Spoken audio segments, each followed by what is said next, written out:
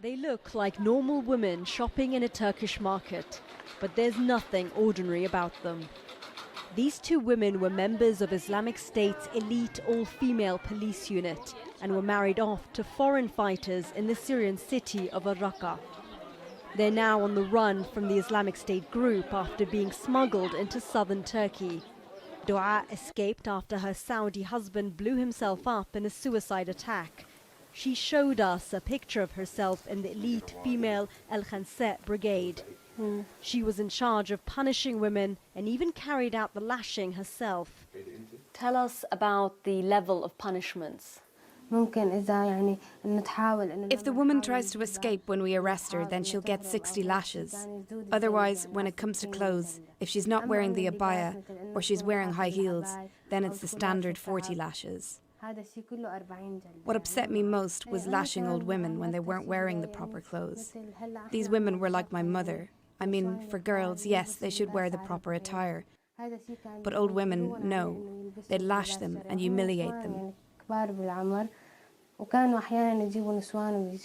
Khansa Brigade was set up by IS last year to crack down on women who don't abide by their strict laws, including that they be fully covered in public and always chaperoned by a male.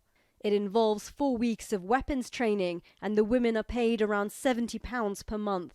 They mainly patrol the streets, man checkpoints and raid houses. Aus says she met many foreign women from Europe and even Japan in the brigade. But whereas the Arab women were in charge of policing and running the city's affairs, she says foreign women were often allowed on the front lines.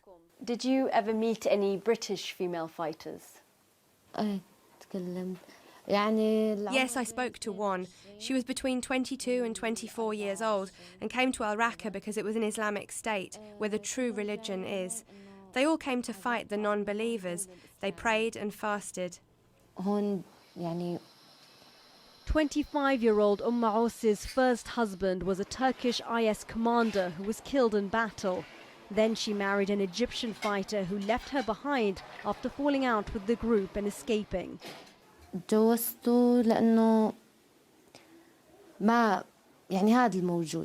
I married him because it's what was available, and the situation didn't allow for anything else.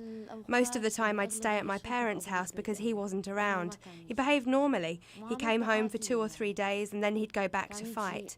So in the whole year I probably saw him for less than a month altogether. And then he was martyred. They may have escaped, but Dua and Aus are not free.